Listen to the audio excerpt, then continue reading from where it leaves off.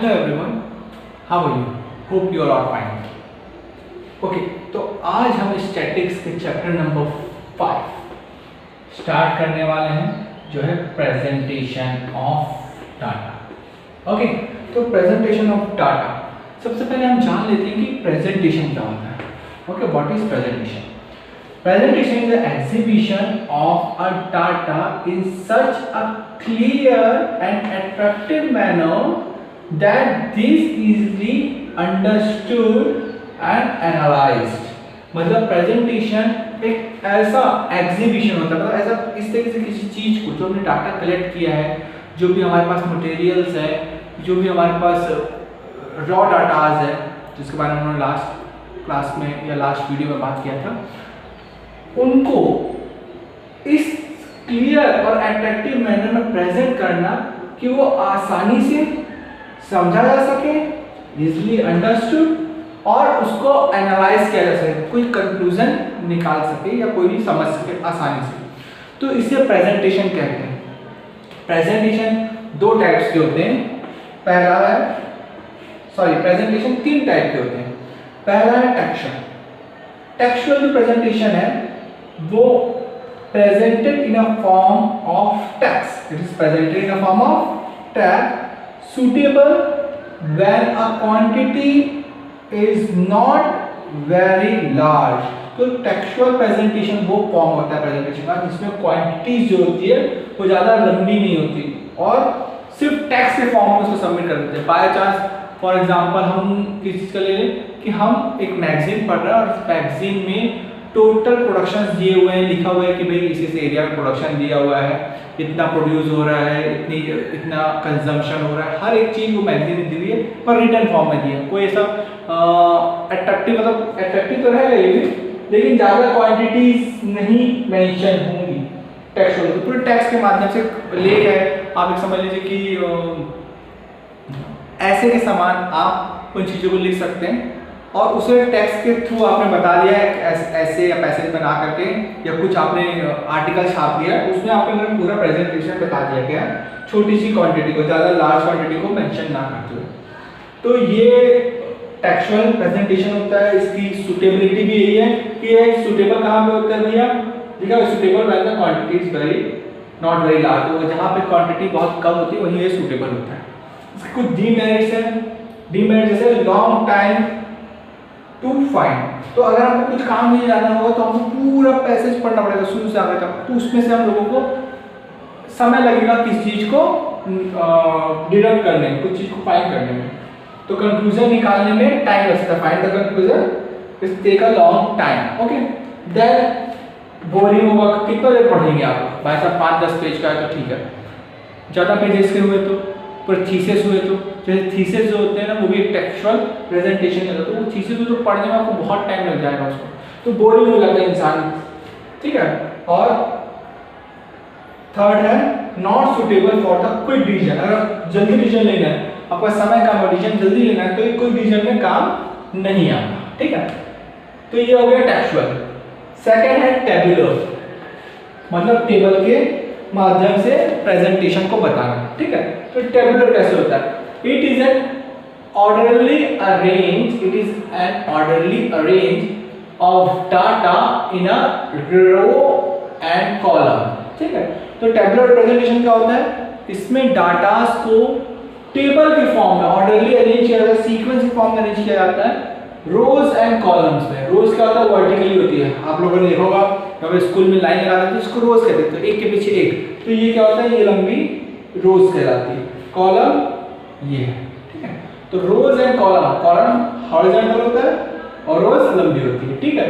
तो अब हम देख लेते हैं कि क्या क्या कंटेंट्स होते हैं टेबल के, ठीक है। तो टेबल के कंटेंट क्या होते हैं? पहला,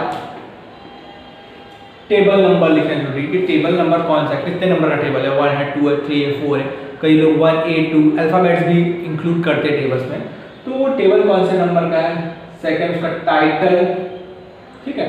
थर्ड है उसका, ये तो थर्ड है, ये क्या लिखेंगे? ये होगा हेड नोट्स। टाइटल के बाद छोटा सा हेड नोट जरूरी हो तो लिखो, तो टाइटल से भी काम चल जाता है। तो थर्ड हेड नोट, फोर्थ ये है कॉलम हेडिंग, इस कॉलम की हेडिंग क्या होगी, ठीक है। ये कॉलम है, ये वाला भाग कॉलम और कॉलम हेडिंग, ठीक है। तो कॉलम, फिर उसके बाद फिफ्थ है बॉडी। फिफ्थ क्या है, बॉडी। ये पूरा जो यहाँ से लेकर के यहाँ तक जो चीज जाती है ये बॉडी कहलाती है, ठीक है, ये बॉडी है, ठीक है। उसके बाद सिक्स्थ है कॉलम, ये जो कॉलम है ये सिक्स्थ। सेवंथ है सबसेट, एट है रो हेडिंग, 9 है फुटनोट और 10 है सोर्स। तो ये सारे कंटेंट होते हैं टेबल्स के। आइए एक एग्जांपल के थ्रू समझ लेते हैं टेबल नंबर क्या होता है, यानी कि कंटेंट ऑफ टेबल्स। सबसे पहले टेबल नंबर। टेबल नंबर आप अपने हिसाब से देखो, जो भी टेबल का नंबर है वो डाल लेते हैं। फॉर एग्जांपल हम डाल रहे टेबल नंबर 5, ठीक है। अब टाइटल, टाइटल फॉर एग्जांपल हम डाल लेते हैं टाइटल किस चीज का टेबल है, प्रोडक्शन, तो production of crops in crops, ये डाल दिए 2020, ठीक है। अब हेड नोट क्या डालना है, तो हेड नोट में हम डाल सकते हैं जो प्रोडक्शन को लेकर रिलेटेड है, तो आएगा प्रोडक्शन में रिलेटेड आएगा अपना quantities in lakhs and tons करके हम डाल सकते हैं, quantity in lakhs and tons, ठीक है। या फिर डाल सकते हैं total quantity in lakhs tons. तो टोटल क्वांटिटी जो है हम लोग लैक्स एंड टन्स में लिखेंगे। एंड उसके बाद दूसरा सेल में क्या बनेगा, पहले सेल में लैक एंड टन मिले, दूसरे में हम परसेंटेज दे देंगे, परसेंटेज दे देंगे, हो गया। तो ये थर्ड हो गया। कॉलम हेड डाल देते, तो कॉलम हेड में यहाँ आएगा प्रोडक्शन, ये क्या होगा, प्रोडक्शन ही होगा, प्रोडक्शन के बारे में बताना है, क्या प्रोडक्शन। उसके बाद यहाँ पे उसको किसी बारे में बांटे में टोटल क्वांटिटी, टोटल क्वांटिटी और यहाँ पे आएगा परसेंटेज, ओके। तो ये दो कॉलम हो गए, ठीक है। ये दो होते हैं सेल होते हैं, ठीक है, इसको हम लोग भरेंगे, ठीक है, सेल। अब आता है ये कॉलम है, ये स्टब हेड है, तो स्टब हेड में हम लोग क्या लिखेंगे, टोटल क्रॉप्स करके लिख देते हैं, या टोटल ग्रेन्स कर लेते हैं, ग्रेन या क्रॉप्स, आप चाहो तो ग्रेन लिख लो या क्रॉप्स लिख लो, क्रॉप्स। तो कौन कौन से क्रॉप्स हैं, ठीक है। पहला क्या है, हम लिख लेते हैं, पहला क्रॉप जो है वो लिख लेते हैं वीट, दूसरा लिख लेते हैं राइस, और थर्ड लिख लेते हैं अदर जितने भी क्रॉप्स है उसके अलावा, ठीक है। वीट राइस मेन हम लोग यूज करते हैं, तो वीट और राइस का अदर क्रॉप्स, ठीक है। अब हम क्वांटिटी लिख लेते हैं, फॉर एग्जांपल क्वांटिटी लिख लेते हैं 1002, ठीक है।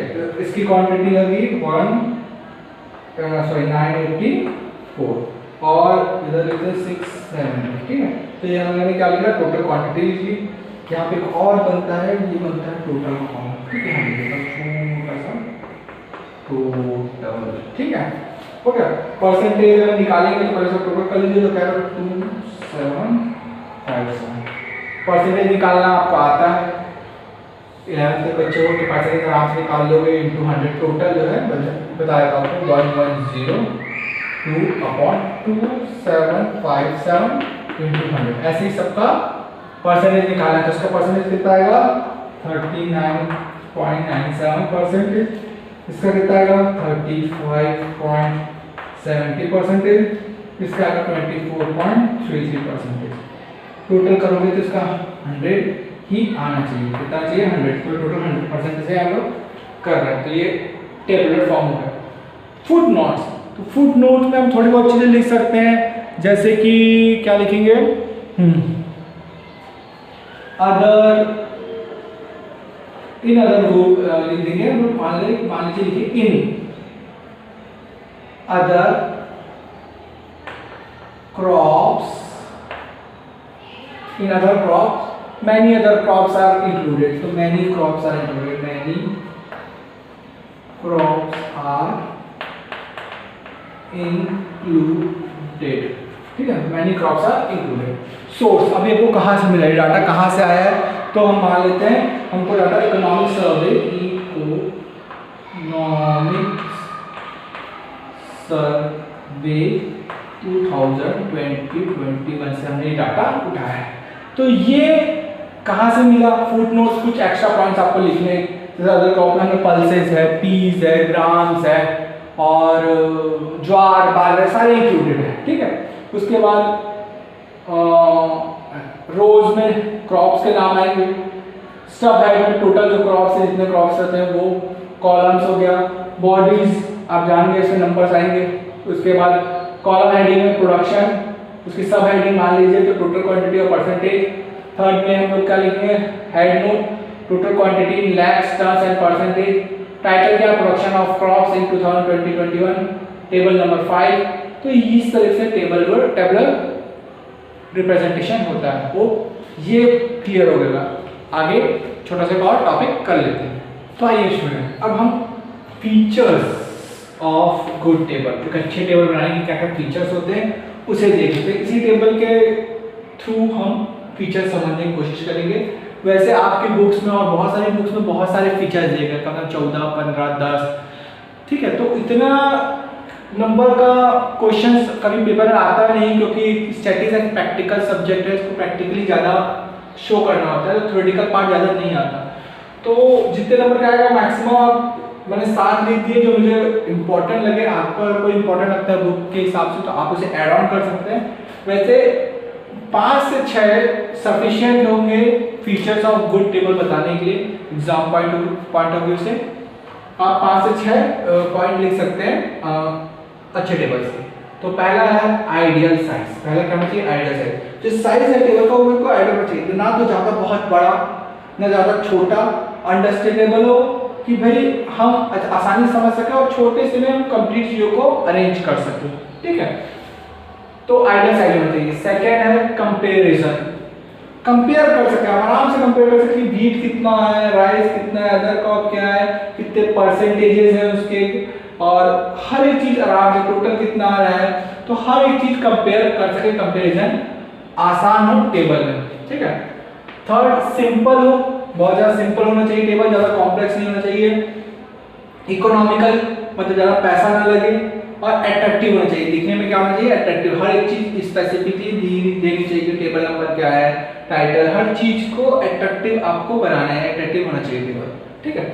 फोर्थ है symmetric of size of column. Column का साइज सिमेट्रिक होना चाहिए। ऐसा नहीं कि एक कॉलम देखो यहाँ पे मैंने बड़ा कर दिया, यहाँ छोटा कर दूं, बाई चांस कॉलम यहाँ से भेज दूं छोटा सा, तो ये क्या होगा? सिमेट्री नहीं होगा। तो सिमेट्रिकल होना चाहिए टेबल, क्या होना चाहिए? सिमेट्रिकली होना चाहिए, बराबर बराबर दिखना चाहिए हर एक चीज, ओके। फिफ्थ है सोर्स मस्ट बी गिवन। याद रखिए आपको टेबल आपने बनाया तो कहाँ से लाया? आपका टेबल ऑथेंटिक कैसे कहलाएगा? कैसे आप कोई भी इंसान आपके टेबल पे यकीन करेगा? जब आप उसका सोर्स देंगे। सोर्स इंपॉर्टेंट है कि आपने जब टेबल बनाया तो उसका सोर्स होना चाहिए। जैसे इकोनॉमिक सर्वे ऑफ इंडिया में हमने ये टेबल को लिया, इकोनॉमिक सर्वे ऑफ इंडिया से हमने टेबल उठाया, तो ऑथेंटिफिकेशन जो है टेबल का वो सोर्स से आता है। तो सोर्स आपको देना बहुत ज़्यादा जरूरी है अगर आप टेबल बना रहे हैं, ठीक है। सिक्स्थ है attribution must be avoided. Attribution मतलब बहुत ज़्यादा कॉम्प्लेक्स ना हो, कैलकुलेशन बहुत ज़्यादा ना हो, लोगों का दिमाग ना खावे। हर चीज को आपको एट्रीब्यूशन जो है उसको आपको अवॉइड करना होगा। ज़्यादा कॉम्प्लेक्सिटी नहीं होना चाहिए, ज़्यादा कैलकुलेशन नहीं होना चाहिए, बड़े बड़े इक्वेशंस नहीं डालने आपको कि लोग को समझ में ना आए। नॉर्मल होना चाहिए ताकि आसानी से लोग समझ सके, जो भी थोड़ा बहुत भी जानकार हो तो उसको समझ सके, ठीक है। और सेवेंथ पॉइंट है परसेंटेज और रेशियो मस्ट बी गिवन, ठीक है। टेबल का मकसद क्या है? कैलकुलेशन लेकर आना। हम किसी चीज का डिसीजन ले सकते हैं, तो डिसीजन कब लेंगे? या तो हम एवरेज देंगे, परसेंटेज देंगे, रेशियो देंगे। हम मैक्रोइकोनॉमिक्स में देखें हमेशा रेशियोज में बात करते हैं, रेशियो निकालते हैं, तो परसेंटेज देना जरूरी हो जाता है कि इससे पता चलता है कि व्हीट कितना परसेंटेज हो रहा है इंडिया में? 39%, 0.9%, ठीक है। व्हीट कितना हो रहा है? 35%, बाकी क्रॉप्स 24%। तो ये परसेंटेज हमको आइडिया देता है कि कितना परसेंट प्रोडक्शन इंडिया में टोटल हो रहा है। तो परसेंटेज और रेशियो मस्ट है, बिल्कुल आपको उसको देना जरूरी है, ठीक है स्टूडेंट।